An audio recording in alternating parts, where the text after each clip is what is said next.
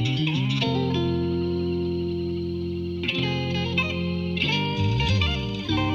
right. Hey, Mackenzie.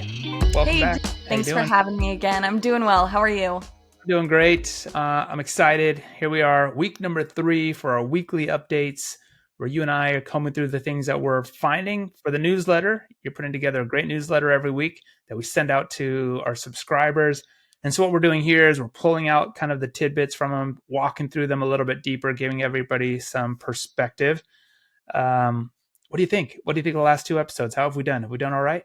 Yeah, I think we've done better than all right, if I do say so myself. Yeah, they've been super fun. I think we're kind of finding our groove. We have such a great dynamic when we're off camera, and so now being on camera, it's fun to put that out there.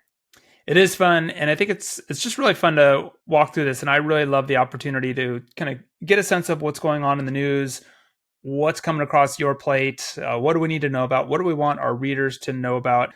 So last week we looked, we dove in on greenwashing. We talked about Greenpeace, their latest report. It was a report in April, but that was really exciting, and that I think sparked a lot of conversations for us internally, working with our brands as we do every week, talking about greenwashing claims. Nike is kind of tied up in this class action lawsuit. It'll be interesting to see where that comes. That was an article over in Footwear News. So the goal is to touch on those things and give people updates. So Mackenzie, what do we have this week? What did you uncover this week? What's on our list for our conversation today? Yeah, I think starting off, we should look at the new Colorado River deal that's being put together by, I believe, 7 states in the West here that are all dependent on the Colorado River for their water supply. Which is great because in an earlier session that we did, we talked about that piece that Vice did, that program put called Abandon, right? Talking Right. about these abandoned cities where the water is just drying up, where lakes are drying up. Before we move on, I guess, what is that about? This article was about looking at how water rights are going to be divided across these 7 states, knowing that the Colorado River is in an extremely weakened state right now, even with the, I guess, incredible winter that Western states had with the snowfall and the rainfall. Some scientists are saying it wasn't enough. And we need to figure out, these Western states and the federal government need to figure out how we're going to manage the Colorado River better. And so, from my understanding, what there's 7 states that are dependent on the Colorado River. They've reached an agreement on how to cut water usage to preserve the reservoir levels. And this is a plan to protect the Colorado River till 2026, right? And then new guidelines will come out based on the health of the river after those cuts. Does that sound right? Correct. Yeah. So I believe this, and I should say right now that this is right now just in the proposal phase. It still has to go through review and then ultimately approval from the federal government. So within that time span, who knows how long that's going to take? There will probably be changes to the proposal. But as of right now, the proposal says yes, we're going to take measures to protect these reservoirs until 2026, where new guidelines will be drawn up. And I believe the largest reservoir, if I read the article correctly, is Lake Mead. So Mm. scientists are really going to be looking at Lake Mead's health and the water rise over the next, what is that, 3 years? Yeah. Yeah, not very far out. What's so interesting, because you mentioned, the historic rains that we had and the snowpack, and it's interesting because I guess there have been some unintended consequences or potential consequences that we're worried about. With the melting snow, will it cause flooding? I guess one of the benefits you could say of that as well is that they're expecting a reduced wildfire season, which could be good. But either way, water out here in the West is a big deal, right? Trying to conserve it, save it, make sure it's there for us, not have too much, not have too little, etc. So good article. Definitely. We'll put the link. Yeah, we'll put the link in there, and maybe keep an eye on this to see how things unfold, how it develops, especially for us out here in California. I think probably one of the biggest water users, especially with our agriculture industry out in the Imperial Valley. But so I think it's expected that we'll take the largest cuts, but something for us to keep an eye on, and we'll try to keep an eye on it as well and keep you informed. What else, Mackenzie? What else is on the list? I know we got some other interesting topics. Speaking of water, I think one of them is related to cotton, and cotton has potentially a really large water footprint. Yeah, absolutely. So the next article that I found was actually featured in Forbes by one of our favorite sustainability journalists, Brooke Roberts Islam. She wrote a piece talking about the difference between regenerative agriculture and organic agriculture, specifically for the cotton industry and that fiber market. And it's interesting. The position that she took on it is saying that we've put a lot of focus and a lot of attention on the 1% of organic cotton that's currently out in market. And the other 99% of cotton that's out there, we haven't really found a great way to move that away from conventional cotton. So she proposes that regenerative agriculture could be a potential solution. So a couple good things there. Let's dive into that. And before we do, I'm glad you brought this article here today, because this is a great one. And I agree. Brooke Roberts Islam is doing some great reporting on sustainability, especially in the fashion space. She's got a consulting company, kind of a education focused, resource focused consulting company called Textiler. Mm-hmm. But we get a lot of stuff. We get a lot of our information from her because she's constantly kind of, investigating good things, putting pressure on the industry. And I really appreciate the way she writes. And I think most of it is through Forbes. So we'll put the link to that article.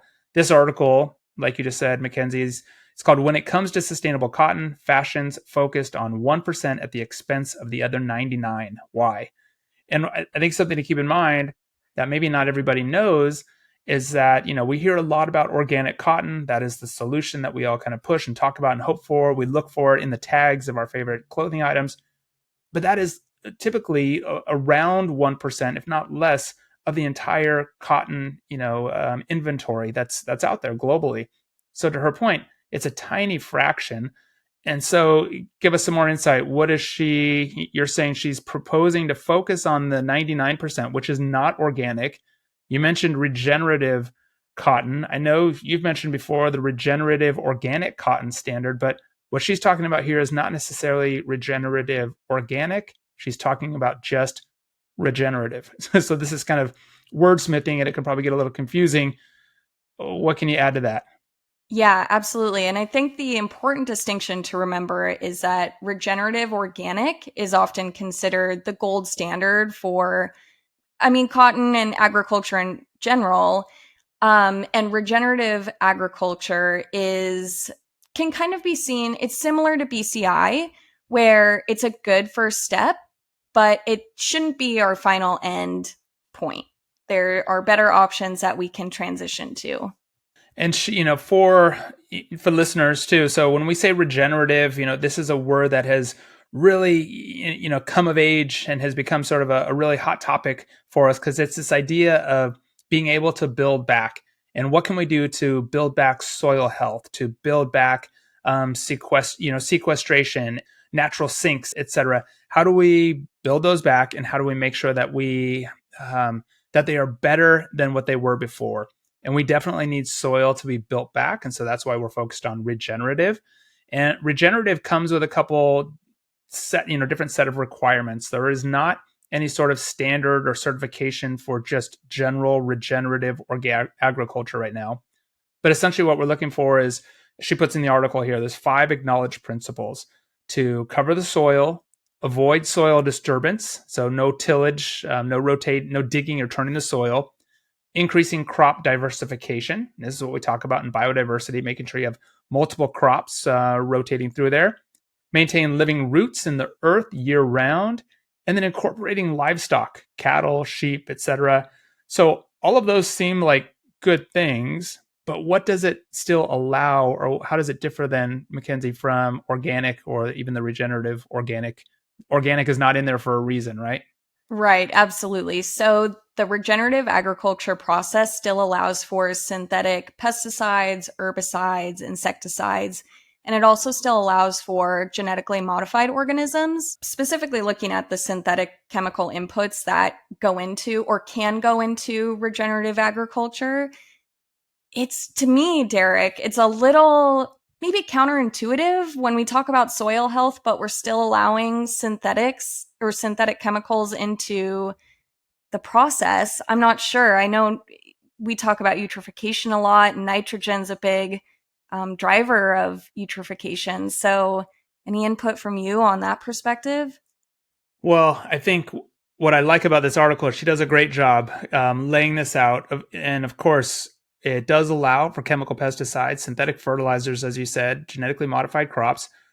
But what she's pointing out here in the article is that, and I hear this a lot, people do say this, and this is where it gets really tough. And this is why I always drink out of my favorite mug, because it's very hard to have a full understanding of what each item, what the ramifications are for each thing. For example, point is, she says that genetically modified crops have definitely helped us feed the world, increase yields.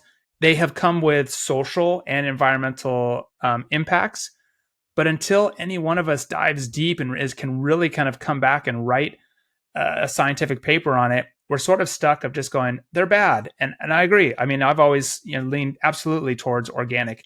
Her point is like, hey, we probably can't feed the 8 billion people without some that are on this planet, coming on this planet, without some radical shift in the system. And for now, genetically modified, seeds are sort of the best approach we have for increasing yields. When we shift to organic, yields tend to potentially be lower yields. I mean, farmers are creating less product, getting less pay. A lot of these farmers are in developing countries. So there's all of these sort of like whatabouts. It's like, consequences, unintended consequences that I think she just does a good job. And Mackenzie, you and I, because as we write the newsletter, you write it, I look through it, I put some notes in there, and we kind of did a little back and forth because you had an opinion. I was like, ugh, but there's always like it depends. And of course, we have our thoughts and kind of we lean one way. But I like this article for this fact that she does a great job of just sort of laying it out, going, hey, it may not be perfect. And I don't think she makes a definitive choice, but it is sort of this idea of, is progress better? And the elephant in the room, I think she's saying, is that if we just abandon that 99% and just say, well, all of that's bad, this is what we need to be focusing on, I think she's saying it's not realistic. So I don't know. I think it's a tough thing, but I think it's a worthwhile article. She's got some good links. Definitely, if you're interested in the organic food movement, organic cotton, organic anything, certifications, because also certifications have flaws in them as well, right? Absolutely. There's room for error. We have no traceability. It's easy. These are easy to forge. So the whole system is broken. And this is why I'm always in the camp where I just sort of kind of sit in the middle of like, okay, I just want to learn as much as I can, get all the insights, because truly it can be really tough to make decisions, even though we feel like, yeah, that decision is probably the better one. So I don't know. Does that help? Or are you still like, yeah, I'm not buying it? Yeah, I mean, I have to say, I think probably by now everyone knows the camp that I'm in, where it's invest in cotton in transition. Yeah, there we go. Yeah, and she actually makes that point in the article too, saying that, cotton in transition, while it's good, it's, the merit is there. The outcome, the yields typically are not as good as farmers need to actually make a living. And I totally respect that perspective. And I understand that these farmers are in, they, just like the rest of us, they have families that they have to take care of. They have responsibilities. So yeah, it's a really tricky position to be in. But yeah, I'm always going to be number one supporter of cotton in transition and going along that pathway from cotton in transition to organic to ROC and getting recycled cotton in there, any other, I guess, gold standard, better options into the mix. Yeah. Great point. Great point with the transition, cotton in transition. Great point with recycled cotton as well. This is where it all starts to tie together when we start going, okay, well, there's circularity as well. There's end of life collection processes solutions that we can put in place. And this is why this is very complex. And there never is sort of an easy on or off button. We don't just get to say, oh, well, we chose organic, so click, it must be sustainable. I think her bringing all this up is like, not so fast. Maybe there are some issues there as well. Totally. So yeah, so check it out. And this is what the kind of conversations that we think are important. And this is why the more armed you are with knowledge, resources, information, and sort of the background of everything, the easier it is to process things like that. So thanks for putting that in there. That was a great one. Yeah. Next on the list, sustainable brands, which is, it's actually funny. I didn't know this when I was starting my sustainability journey. Someone asked me, are you following sustainable brands on LinkedIn? And I said, yeah, I follow all the sustainable brands. And they said, no, the company is sustainable brands.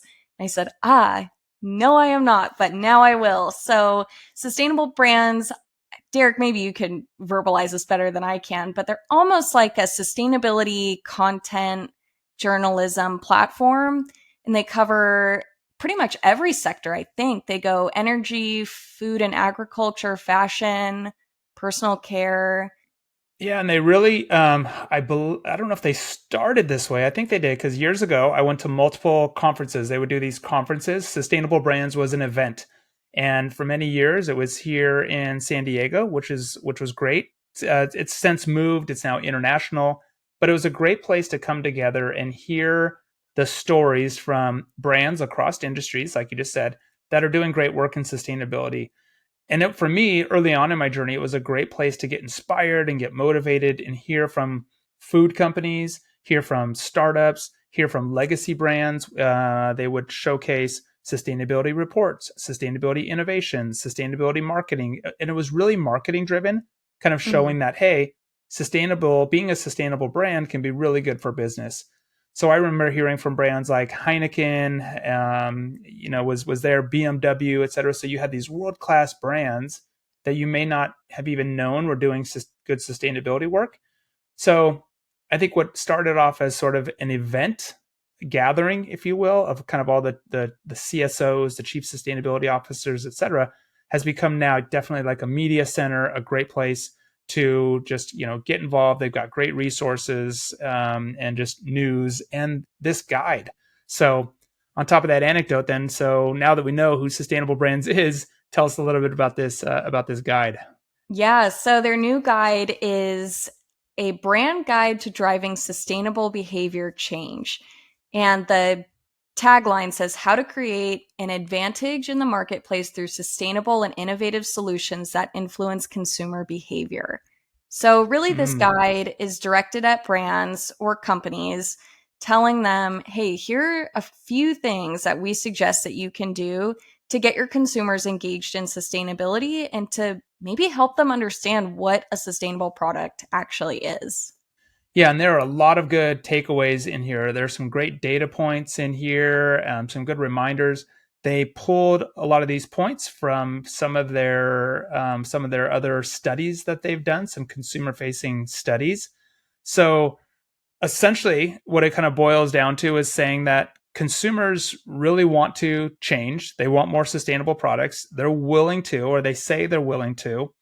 A few of the things that stood out to me, Mackenzie, were that they said 96% of Americans have voiced intentions to behave in ways that protect the planet, its people, and its resources. So 96% say they are willing to, but that there's a sustainability intention action gap. What do they mean by that intention action gap? What do you think?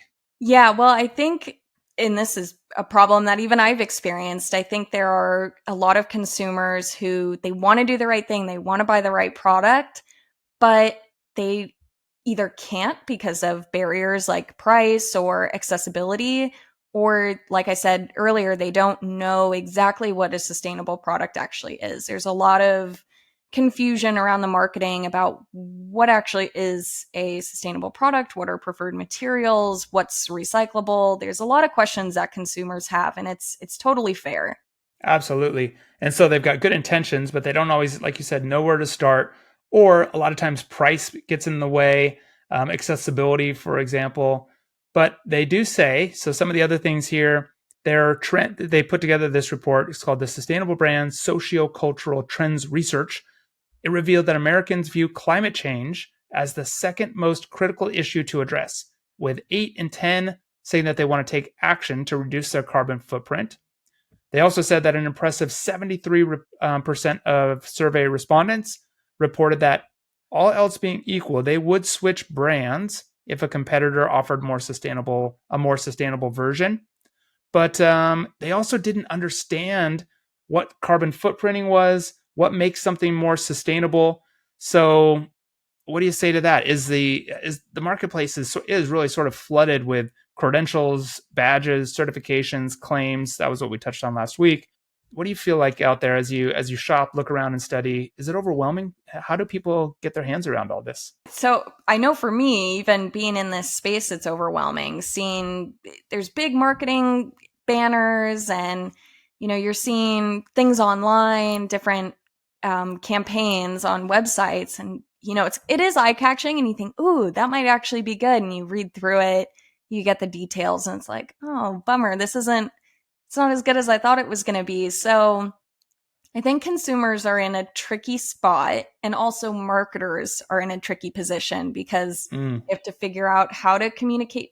First of all, understand what data and information is being presented to them, figure out how to break that down and communicate it to consumers, and then also make sure that they're still within their legal boundary of what they can say. So it's a tricky landscape for both brands and consumers to understand what even is a sustainable product. So that's where Sustainable Brands highlights their 9 sustainable behaviors, and their tagline is aligned to the 9.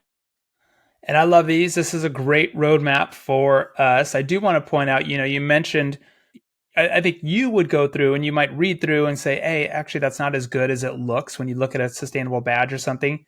But I think the average person who is not spending their entire day focused on sustainability in the brand space, wherever it is, are just going to go, I guess that's good. It looks okay. It Right. must be good. It's got a green leaf or a green logo on it, whatever it might be, a green tree. So this is a big part of it. But I think this really helps. And we'll put this up on the screen here so people can see it. But they've got 9 things. It's broken down into 3 different categories. They are to address climate crisis, 2, preserve resources for life, and then 3, foster resilient societies. And in each one of those columns, so for climate crisis, the actions are to eat more plants, be energy smart, think durable. So we've got to make our products last as long as possible, use renewable energy, use energy efficiently while we're doing it, and then eat more plants as humans, which is great. I saw a recent article today, this is sort of off topic, that said that while more and more people, I don't know if it was in the US or globally, probably US, more and more people are claiming to be vegetarians than ever. So there's more plant-based diets, but at the same time, meat consumption is up higher than it ever was. So it's almost like the meat consumers are ravenously eating more meat, I guess, to make up for, I don't know, that's joking. I don't, but it's intriguing. They're like, well, how is that? That's interesting. So maybe Right. we'll have to dive into that one Next week, yeah. next week. In preserving resources for life, that means reduce food and water waste, go circular, choose products made with recycled content that can be recycled again back into itself and made over and over. Choose nature-friendly products with clean ingredients and products that protect habitats and biodiversity.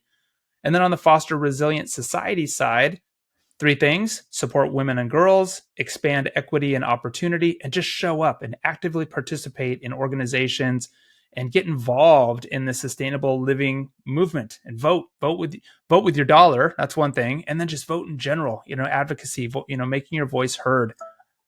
Mackenzie, yesterday I interviewed Ryan Black, who's the CEO at Sambazon, and I'm excited. We'll release that episode soon. But it's been so great because for 20 years, here's a CEO, leader of a very successful company. They're raising money, hope to go public someday, but they have kind of been banging on the drum for so long about voting with your dollar, conscious, being a conscious consumer, and doing things better. Triple bottom line, just it was great. It's exciting to hear. And to me, when I look at this, it is all of these things are a part of, we can do these things through good business as well. Did any Right. one of these, Mackenzie, kind of resonate with you or stand out most? What did you like about these 9 things? Yeah, well, I can't say that any one of them particularly stood out to me, but one thing that these kind of echoed to me a little bit was the SDGs. I feel like these are kind of a condensed, maybe more, I don't know if attainable is the right word, but a little more action friendly for the consumer. I think there's some good, like eating more plants. I think maybe most of us can get more vegetables and maybe transition to a plant-based diet. I know there are some people in certain communities who are not given the same access to food that other communities are. But I think for those of us who can access those plant-based diets and access vegetables and maybe transition away from meats, like that's pretty attainable. Yeah, agree. Definitely, reminiscent of the Sustainable Development Goals for sure. We should probably do an episode on just those. Get a little latest update on what's going on with the SDGs because we're such fans of them. But Totally. here, for example, I put it up on the screen. You can see sort of the 9 things. Here they are, all broken down. This report, though, is great. We'll put a link to it as well, so you can get it. You get the PDF version of it. But I also like that they do this micro actions that consumers can take to support these behaviors. So here are those 9 in each of these 3 columns, and they'll say, eat a vegan meal, use a non-dairy milk substitute, etc. And they just go through each one and build kind of a nice roadmap for us as individuals, because a lot of times people, just like, it just seems so overwhelming. Where should I even start? Well, here are, I don't know, 100 different things or something like that that you can start on. Actually, I don't even think it's that many, but either way, there's a lot in there that you can do, that we can do as individuals and that we can do as companies. Right. Yeah, either way, these are all great. Whether you're in a company or if you're a consumer, these list out some great jumping off points where it's in a way kind of like dipping your toe in the sustainability water, just saying like, you know what, maybe I will try to cut back on my meat consumption and eat, a veggie burger instead of a hamburger 3 nights a week. And I mean, I feel like our society doesn't cherish the small victories enough. And it's like, yeah, we should celebrate those small victories. Like that's, you're doing your part. Well, and that's what this is about, just finding the good things that are happening just under the surface. So make sure you go check out this report, you guys. What I think is great is they do some great case studies of brands that are doing cool things that are kind of aligned with these. And they mentioned Procter & Gamble, Burt's Bees, Smirnoff Vodka, which is fun. They also have this 5 steps that brands and marketing teams can take to drive sustainable behavior change at scale. And I'll pull that up because I think we can kind of wrap with this. I think it's a pretty good takeaway as well. But again, check out the report. Here are all the case studies that they've got: Burt's Bees, Smirnoff, etc. They do a path to leadership. Brands are uniquely equipped to align business and society on the path to a flourishing future. So their 5 steps are this: 1, be proactive. Get out ahead of it. Do it before it's regulated, before it's mandated. Consumers will believe in that. They want to see that from you. Reward behavior. Reward your customers for taking those small steps that you just mentioned, Mackenzie. It's sometimes just even the littlest things. I think this goes to rewarding your suppliers as well and other stakeholders throughout the supply chain. Design for sustainability, design with end of life in mind, design for durability, etc. We're reading Cradle to Cradle right now with one of our sustainability accelerator cohorts, and I love in the book Cradle to Cradle that they say that design, sort of sets the intention. You're telling us what your intention is by the way you design things. So if you intend to have a lower footprint or to do things that are environmentally or socially just, well then designers, this is your time to shine. They say innovate ambitiously, so always be out on the front, innovating, doing what you can to be a part of the solution, and then always communicate authentically. Mackenzie, you mentioned, sort of that tough line that brands are walking because you want to tell people what you're doing. You want to stay within the parameters of what's legal. You don't want to overhype. You don't want to get accused of greenwashing. Are we in an interesting time? Do you see, is there hope? Do you feel like we're in an exciting time as a young person coming into this, into your professional, journey here? You feel like we're on the right track, or is there still too much work to be done? Yeah, I definitely think we're on the right track. There is a lot of work that still needs to be done. And I think, marketers have a big challenge out in front of them, but I think it's exciting. There are some people who are really excited about the challenge that lies ahead. And yeah, I just think we're going to get better from here. We are for sure. I love that. Stay positive, stay optimistic. Good things are happening. Don't worry about it. It's just sometimes it's under the surface. That's a plug for the show. We'll put all these links to all of these resources in the show notes, so be sure to come get them. But for now, check out sustainable brands.